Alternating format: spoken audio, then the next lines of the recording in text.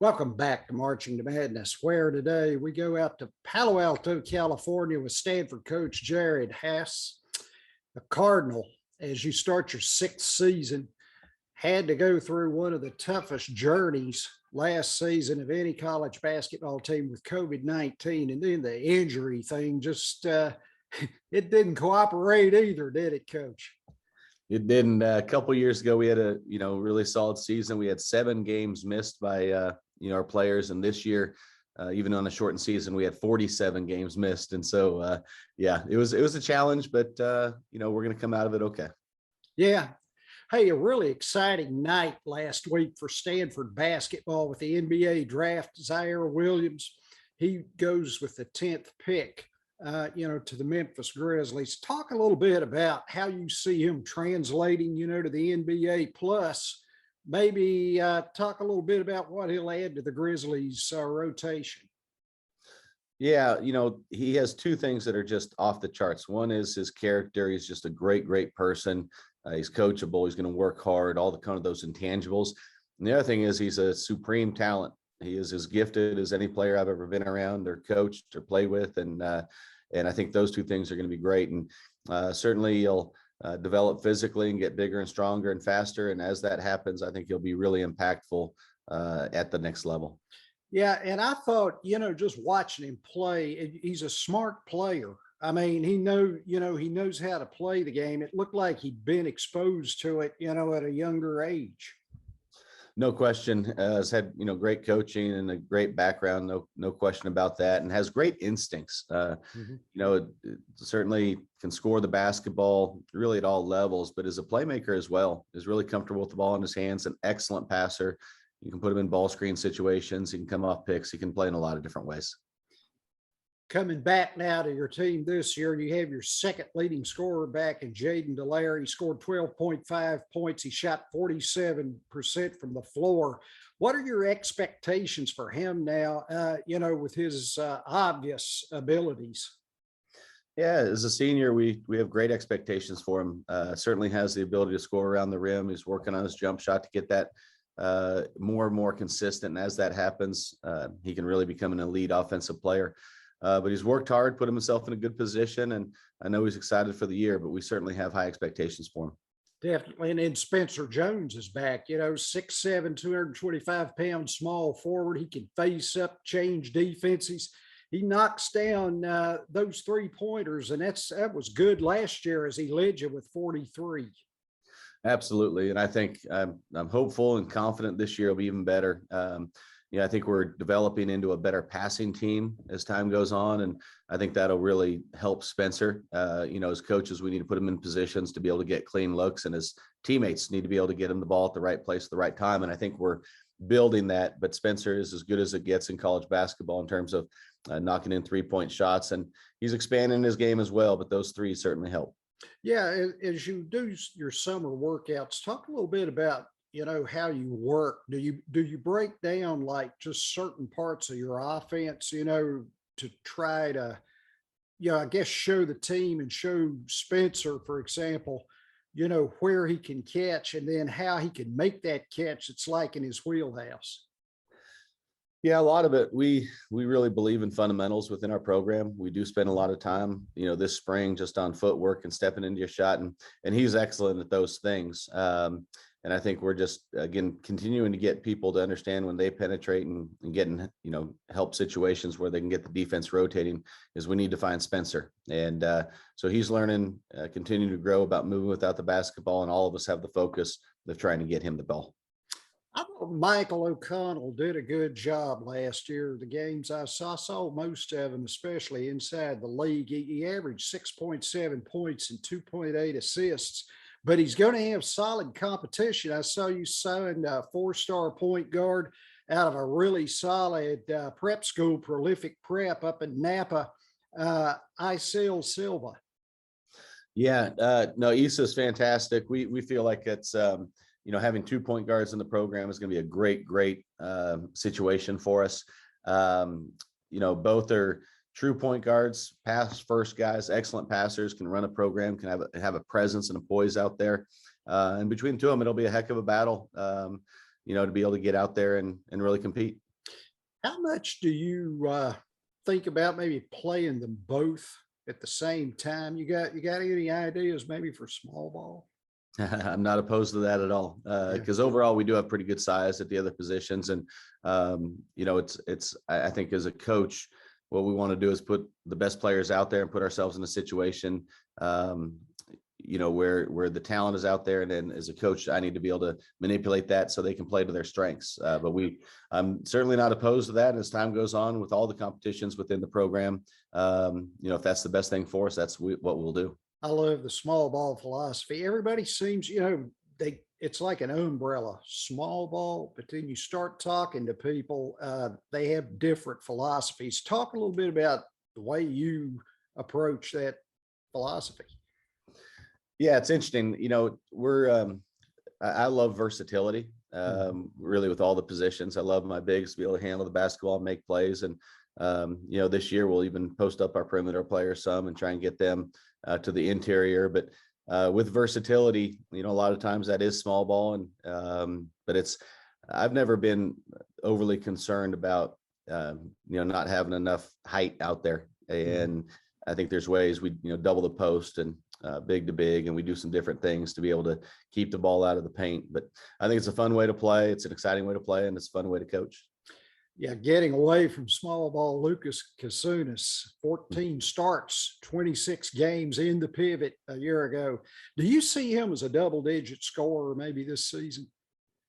He could be. If he's on the floor and getting those minutes, his footwork's getting better. We're trying to limit his turnovers, and as long as he can get the ball around the basket and we can get him there, he's really efficient. He has really good touch and feel around the basket, and so that's a big emphasis. But certainly he could average double figures. Yeah, I thought so as well. Just looking at his numbers, from last season, and the fact that he's a solid big man who, you could see his big man skills developing, I thought on toward the end. No, absolutely. And he's a wonderful person and a hard worker, extremely coachable. And it's really been fun to watch him develop over the last few years. Harrison Ingram was a composite number 11 in the nation as a player. Talk about the tools that he has that will give him an immediate role. I mean, he's a 5-star player, obviously. And the one thing, I looked at some of his clips last night, the one thing I saw about him was he's just relentless in his activity around the rim on both ends of the floor. Absolutely. He's the first thing I would talk about him is he's just a winner. Every team he's been on, the team has done well, had team success, and he has the ability to make everybody else around him better and make the team better. And he is good around the rim, offensively and defensively. Has great savvy. Just understands where people are, what the winning play is going to be. Has the ability to make the simple play, but also has the size and athleticism to be able to kind of get where he needs to get to and accomplish what he needs to accomplish. One play I saw, the kid that was guarding him was overmatched. Yet he took the ball on the rim, or not on the rim, my bad. He took the ball on the wing. He made a ball fake and a dribble to the lane, and he covered that like in one stride. And the kid that was guarding him, his ankles just locked. He has that ability for sure. He is big and strong, but he's also shifty. And he's going to be a fun one to coach. Looking back at last season, I think there was no doubt about it. I've heard a lot of the pundits say this: you were an NCAA tournament team had you not gotten injured like you did. The Pac-12 made a really good showing, with UCLA getting to the Final Four, Oregon State in the Elite Eight. Talk about the league, how much that did, for the league in getting those teams, that deep, and in USC, of course. Yeah, the league had a great postseason. Obviously, we really felt like the talent level was really built within our program. We were in a really good spot. We had our challenges with COVID and injuries and a variety of things, but that's just part of the game. But the league as a whole was fantastic. Had an unbelievable showing in the NCAA tournament, and we saw that throughout the year. I mean, we had a pretty high level of confidence that the teams we were playing against were a really high level group. Bill Walton really did a good job when he picked 5 Pac-12 teams to go to the Final Four. Yep. Yep. Exactly. I think he picked 12 to get in the Final Four, but yeah. All 12 of them. Yeah. And I mean, people don't realize he did go to the Stanford Law School. Yep. Yep. So he has the connections back to Stanford as well. I was going to ask you about the COVID thing. I know you stayed in North Carolina a while. You played in the tournament out at the Cherokee Casino. One really cool thing was the fact you played A&T, North Carolina A&T, there in Greensboro on their floor. And I think it was the first time maybe they had ever hosted a power conference team.